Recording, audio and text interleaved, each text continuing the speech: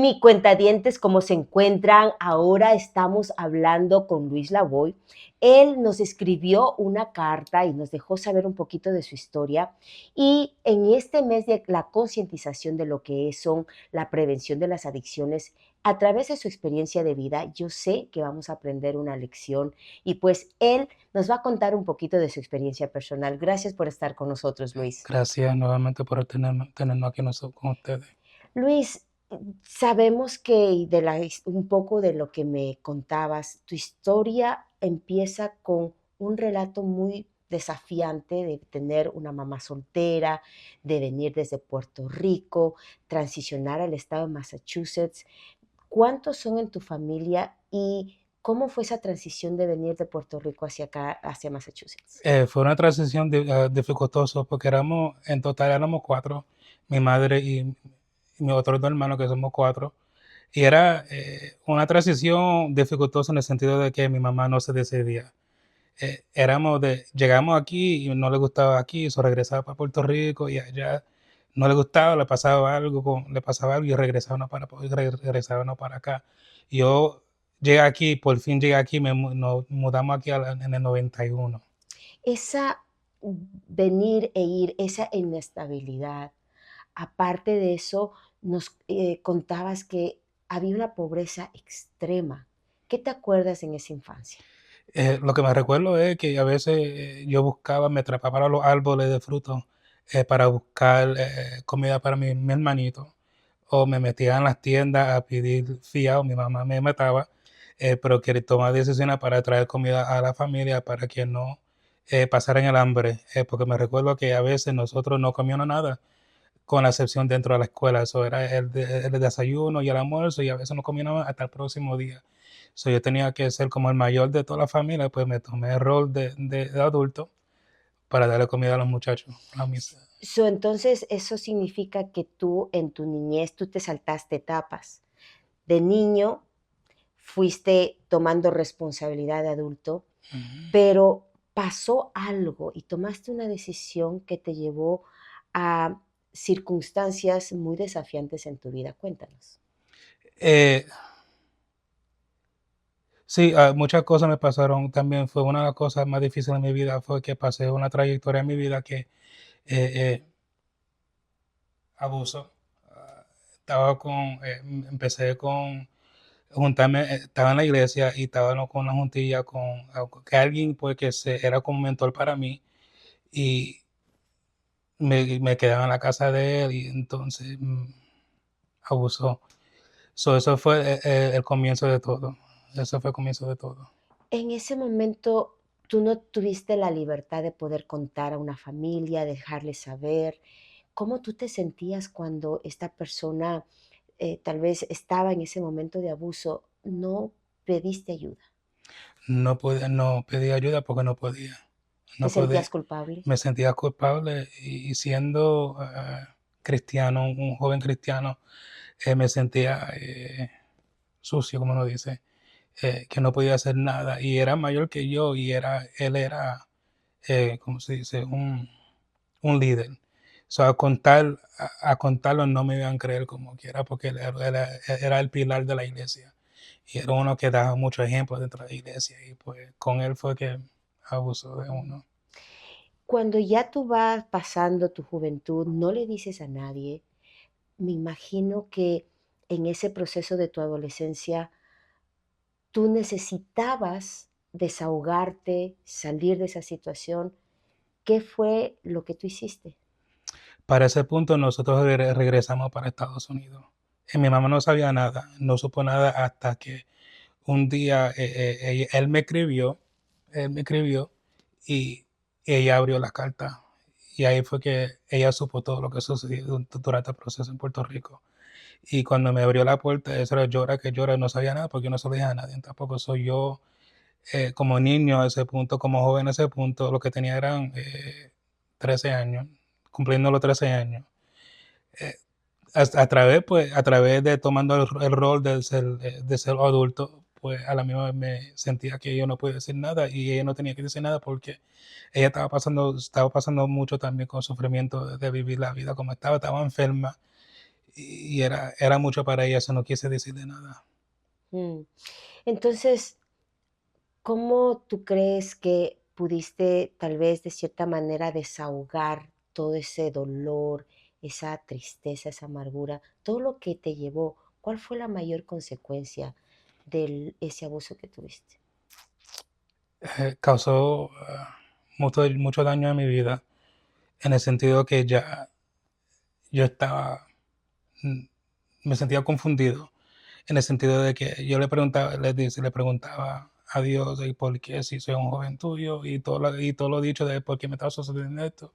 Era un niño muy bueno, era un muchacho bueno, tenía notas buenas, y por qué me sucedió todo eso. Y al regresar para acá fue donde mi mamá consiguió la carta. Y al conseguir la carta, yo le tuve que decir todo, le tuve que decir todo. Y, y ya era tarde en el sentido que ya no podía, ya yo no quería hacer nada. Ya yo no quería hacer nada porque no quería regresar a sentir eso nuevamente. Y eso era lo más difícil, poder a tener todo eso a un joven de 12, 13 años. Y mi mamá supo cuando yo estaba cumpliendo los 16 años. Eso fueron casi 3 años corrido y yo no podía hacer nada por el sentido de que tenía miedo y era un líder de la iglesia que no quería, no Mm. podía, pues sabía que no iba a hacer nada, no podía hacer nada. So me quedé en esa parte, me quedé en silencio durante todo ese tiempo. Y después de que pasa todo ese tiempo, ¿cuándo tú entraste en estas otras adicciones que también tuviste que, de cierta forma, vivir en tu juventud, en tu adolescencia? Las adicciones por tal eran más en los secretos. Aquí viene la parte controversial, porque siempre he sido cristiano, mi vida siempre he sido cristiano y siempre fui líder dentro de la iglesia, era músico dentro de la iglesia. Y me veía con la adrenalina, como dice, llegar a esa juventud, era mi adicción para ese tiempo era la adrenalina, que era cogiendo carro, metiéndome por todos lados con los carros, metiéndome en casa, peleando con las maestras, peleando con los maestros, peleando con todo el mundo. Esa era mi adicción al principio y eso es lo que yo quería hacer. So, ¿tú te refieres a la adrenalina, a cosas que te retaban, a cosas que te hacían sentir invencible? Ujú. Invencible. Y duré por mucho tiempo haciendo eso. Y ahí cuando mi mamá se enfermó, verdaderamente se enfermó y ahí fue donde comenzó el proceso, más allá de la situación de uno, fue que mi mamá se enfermó y yo me tuve que dejar de toda la escuela, tuve que dejar la escuela, tuve buscarme un trabajo. Ahí nuevamente entré a, a ser un adulto, nuevamente entré a los 16 años, nuevamente comencé a ser adulto, dejé la escuela, dejé todo, era trabajo tras trabajo y entonces eso se volvió mi adicción. Esa parte se volvió una adicción mía de trabajo, trabajo, trabajo y empecé a coger eh, medicaciones que no eran, porque siempre estaba cansado y mi mamá siempre estaba cansada. Ahí fueron que ella le diagnosticaron, le habían diagnosticado, no me recuerdo muy bien la enfermedad, pero ella le daba mucho porque le daba mucha morfina. Y yo, para coger la energía que necesitaba para atender a la familia, porque mi mamá siempre estaba postrada en la cama, yo cogía la Percocet de ella, cogía la morfina de ella, y así que fue como comenzó todo. Pero entonces, cuando estamos hablando de adicciones, a veces pensamos que la droga, la marihuana y todos estos que son tan conocidas son adicciones que pues las personas lo están viviendo, pero no es así. Ahora las adicciones como a los medicamentos, Ujú, la adicción al trabajo, la adicción a las redes sociales, a la pornografía, son un sinnúmero de formas de escape que están viviendo aún personas, no importa de cuál religión sean, ujú. no importa de cuál ámbito social, cultural puedas tener, esas adicciones son reales.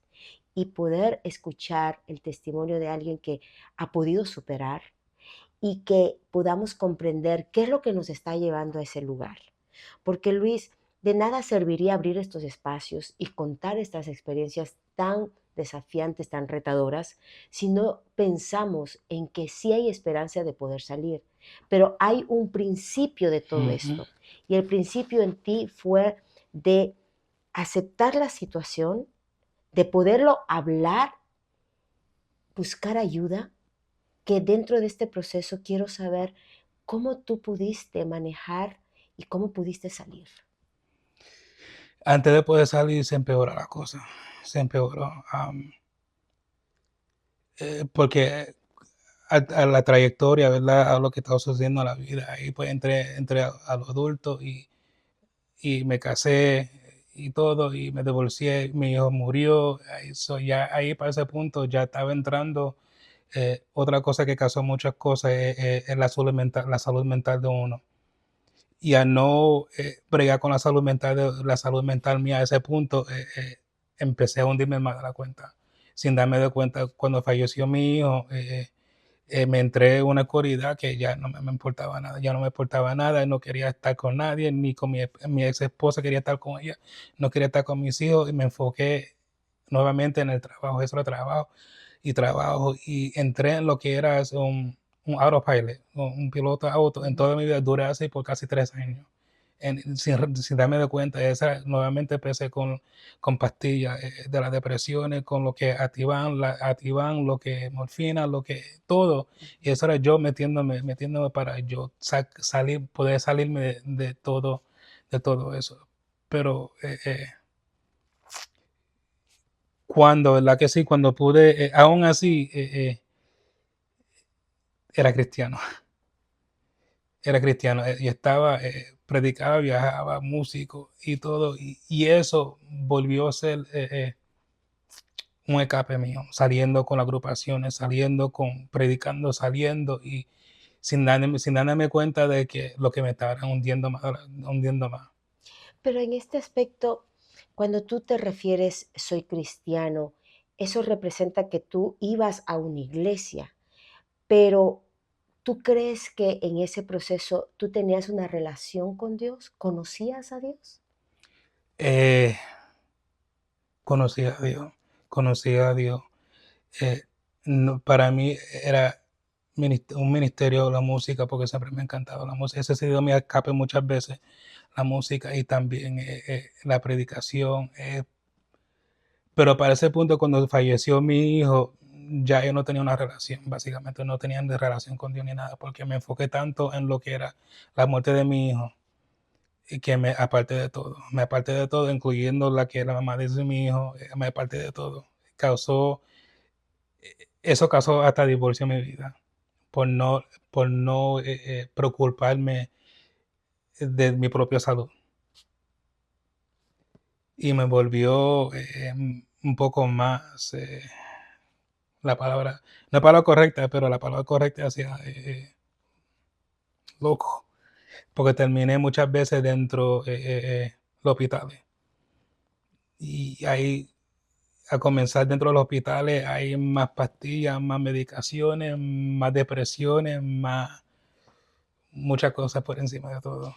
Entonces, si ponemos en perspectiva y lo que estoy escuchando es que el vacío, la desesperanza, el dolor, la amargura, se convirtió en una bomba de tiempo, donde no importaba lo que hacías, ni ir a la iglesia, ni cantar, ni tal vez leer la Biblia, ni tampoco las pastillas, ni tampoco ir al hospital a buscar ayuda. O sea, todo esto te llevó a un punto. ¿Cuándo fue ese punto del antes y después? El punto fue mi salud, fue la salud, porque llegué a un punto donde ya en mi cuerpo ya no resistía, ya no resistía, ya no, mi cuerpo no quería seguir para nada, no quería, me enfermaba mucho, siempre me estaba dentro de los hospitales, pasaba meses atrás de los hospitales, y eso por encima, más la morfina, ahí fue donde ahí es, fue la morfina. Todo, no, dejé de tomar la Percocet, dejé de todo menos la morfina. Y ahí fue que estuve más con la morfina, con los hospitales, saliendo y entrando de los hospitales. existía con la pastilla, no podía vivir sin la pastilla.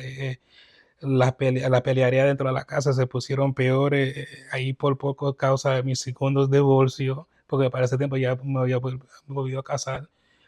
eh, Casi destruí todo, incluyendo mi vida. ¿Y cuántos años pasaron de vivir así? Eh, 8 años, 9 años, 9 años. Cuando ya el doctor me ha dicho, me dijo, ya, tenés que dejar todo, si no, te falta, ahí fue que me dio el ultimato. Te falta un solo año de vida que tú vas a hacer. Entonces ese fue el rompimiento para tú darte cuenta en dónde estabas y qué era necesario hacer. Para ese era el rompimiento, sabía qué hacer, pero para ese punto estaba en negación, no quise hacerlo. Porque nuevamente en ese punto, nuevamente, luego siendo cristiano, eh, fui pastor. Era pastor cuando todo eso estaba sucediendo. Ya a este punto era algo diferente para mi vida porque ya era pastor. Como dije, viajaba, predicaba, hacía todo, lidia, estaba frente a una iglesia de casi 300 gente. 300 miembros y yo no me podía ir a la iglesia sin tomarme una pastilla. Durante el servicio me tenía que meter al baño para meterme una pastilla. Después del servicio tenía que meter una pastilla. Si no me metía la morfina, volvía a mi esposa loca. No quería ir para la iglesia. Yo siendo pastor. Y llegó ese punto donde ya el doctor me dijo, mira, ya, basta ya. ¿Qué tú vas a hacer? Porque te falta un año más, te falta un año más. Pero en ese aspecto, ¿qué te llevó a tú liderar otras personas o en este caso tener la voluntad de ayudar a otros cuando te estabas consumiendo, tu vida estaba acabándose? ¿Qué te llevó a ayudar a otros? La muerte de mi hijo. Pasó un tiempo donde ya me estaba estabilizando, pensaba que me estaba estabilizando y empecé a lidiar entré en el área de adicciones. Comencé lo que es hacer terapia de sustancia, me volví un consejero de sustancia y eso fue que empecé a lidiar conmigo mismo, empecé a lidiar conmigo mismo y por encima fui consejero de salud mental y eso fue lo que me empujó a lo que estoy haciendo ahora. Entonces, tú te diste cuenta que tienes todas estas enfermedades, el doctor te da un año y tú entonces empiezas a prepararte para ayudar a otros y en ese proceso es donde empieza tu sanidad. Ya, Entonces fue dando donde tú pudiste recibir. exacto. Qué increíble. Y, y ahí cuando el doctor me dijo, cuando dije, está bien, doctor, vamos a hacer lo que usted quiera. Y él rápido me sometió a una operación, porque no sabía lo que estaba pasando. Cuando él entró a lo que es una operación explorativa, como uno dice, ahí fue donde él supo, donde ya la mitad de mi estómago estaba muerto por todas las pastillas, necrosis estomacal, por toda la morfina, por todo lo que me estaba tomando, me destruyó el estómago. Me destruyó el estómago, ahí yo tuve que someterme a la operación. Y ahí fue cuando realmente supe que estaba en adicción. Ya siendo consejero de terapista abuso de sustancias, ya siendo, de ese tiempo era pastor, siendo hombre de familia, todo. Y yo tuve que tomar mi tiempo, decirle ya basta, ya tuve que dejar todo atrás y enfocarme a mí mismo. ¿Y cómo enfrentaste, cómo le dijiste a tu congregación que qué pasó? Me humillé, me humillé delante de toda mi coronación. Le dije, mira, um, le dije, tengo que dejar el pastoreado por adicciones. Le dije a ellos, comenzó como con mi salud, pero reconocí que ya no era sobre la salud, era las adicciones, era la adicción a la morfina, que ya era, predicaba en contra de las drogas, predicaba en contra de todo esto, siendo hipócritamente, como uno dice, y tuve que reconocer y dejar todo atrás y enfocarme a mí mismo. ¿Cómo lo recibieron? ¿Te apoyaron? ¿Viste que ellos pudieron ir a otros lugares y continuar su fe? ¿Cómo les Muchos afectó a de, ellos? muchos de ellos. yo le recomendé otra iglesia, le recomendé otra iglesia, no lo quise dejar en esa situación porque entendí que era su salvación, era más allá de mi salud y muchos de ellos todavía están parados, muchos de ellos todavía están predicando, todavía muchos están firmes. eh, a través de los años, pues algunos se han salido, pero todavía tengo comunicación con muchos de ellos y todavía tengo comunicación con ellos y amo a esa gente, de verdad que sí. O sea que tu libertad vino a través de el poder aceptar tus errores, pero a la misma vez pudiste confesar Ujú. lo que había y en vez de recibir rechazo, recibiste apoyo. Recibe apoyo de toda la congregación, de toda la congregación. Bueno, para ese punto lo que habían quedado de congregación. Eh, porque antes echarme un poco para atrás, eh, porque cuando estaba sucediendo todo eso, a través de mi enfermedad, uno de mis hijos se tuvo que defender. Y a defenderse, pues se llevó a dos. Ahí lo- Se llevó a dos y empezó el proceso, no solamente el mío de mi enfermedad, sino nuevamente a perder otro hijo, no en vida, sino en situaciones. Y, y también allá, para ese punto, ya también había perdido a mi mamá. So, la muerte de mi hijo, la muerte de mi mamá, la pérdida de, uno dice, aunque está vivo, gracias a Dios que está vivo, no fue ahí que lo mataron, pero obviamente está pasando su proceso dentro de la cárcel. Y eso fue lo que me llevó más allá de las situaciones, me llevó a profundizarme más en lo que es, como dice, salirme del mundo, como dice. Y aún ya para ese punto, ya la vida ya no me estaba. Mm. ¿Qué te hace pensar que todos estos procesos, la libertad con la cual tú ahora vives, te hace pensar que ya eres una persona sana, una persona que ya lo está entregando el servicio a través de una sanidad, no a través de una apariencia?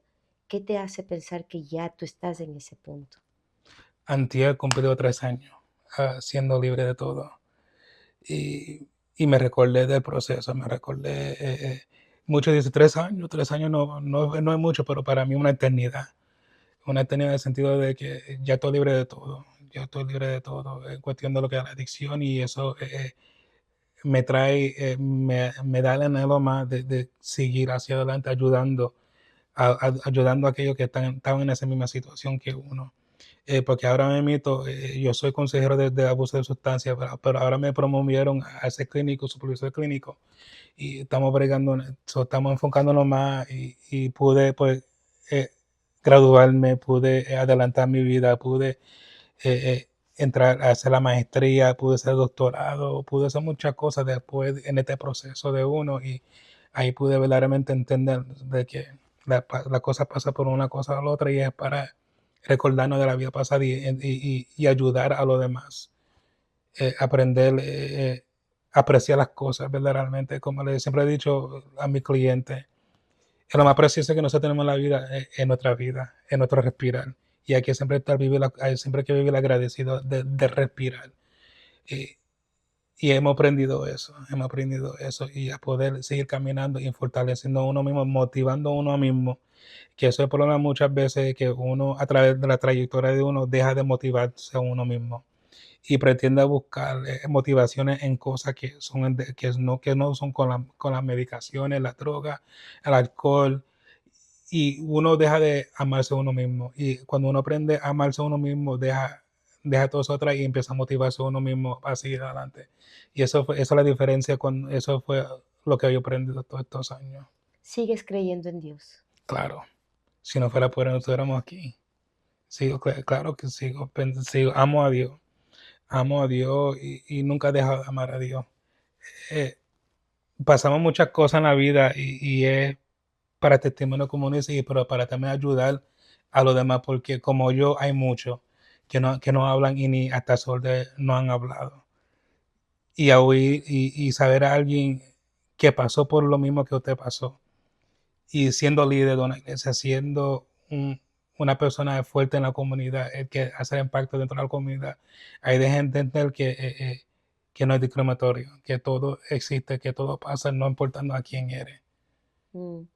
Y también darnos cuenta que todas las circunstancias que vivimos, si nosotros lo hablamos en lugares donde nos sentimos seguros, hay una forma de nosotros entonces superarlas, porque, o sea, es admirable que tú hayas confrontado tu realidad y ante todas esas personas que confiaban en ti, tú decirles cuál es tu mayor sufrimiento y el poder recibir ese apoyo, esa ayuda, es de verdad para poder entender que de nada nos va a servir si nosotros nos autoengañamos, porque va a llegar un punto que hay que tomar una decisión Ujú.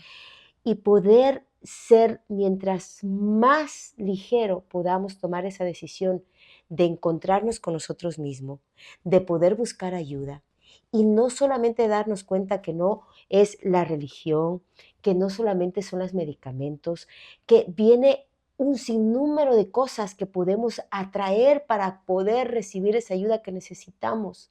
Así que para mí el mayor anhelo es que puedas comprender que no importa la posición que tengas, si estás pasando por esta situación, busca ayuda, porque sí hay ayuda. Hay organizaciones, hay psicólogos, hay terapeutas, y tal vez dirán, pero si como psicólogo y terapeuta estás viviendo eso, entonces, ¿qué confianza yo puedo tener? ¿Qué tú le dirías eso a esa gente que piensa así? Entendemos, entendemos porque aún yo pasé por eso.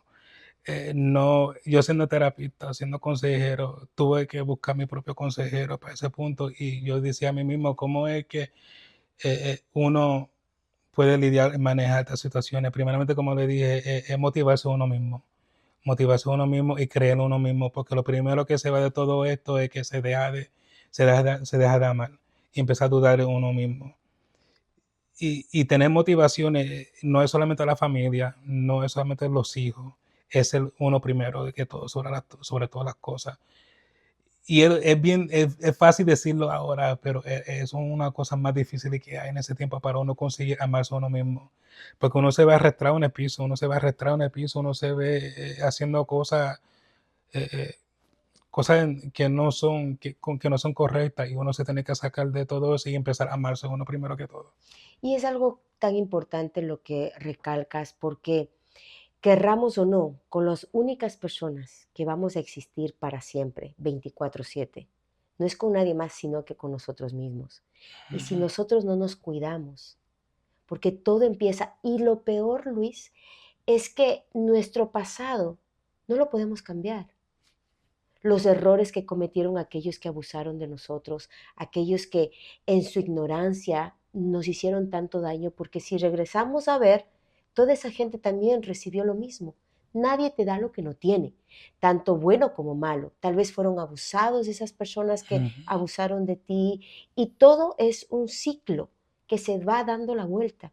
Pero debe haber un momento donde nosotros somos valientes y decimos, hasta aquí llegó, ya de aquí no pasa, esto no va a pasar mis hijos, pero tenemos que ser fuertes y amarnos y darnos cuenta que Dios, el psicólogo, el terapeuta, el coach, la comunidad, el amigo, la fundación, están ahí para ayudarte. Ujú. Medios como estos queremos reforzar esa motivación para que tú salgas adelante y queremos que tú te sientas amado. ¿Sabes qué? Te recuerdo que eres muy amado.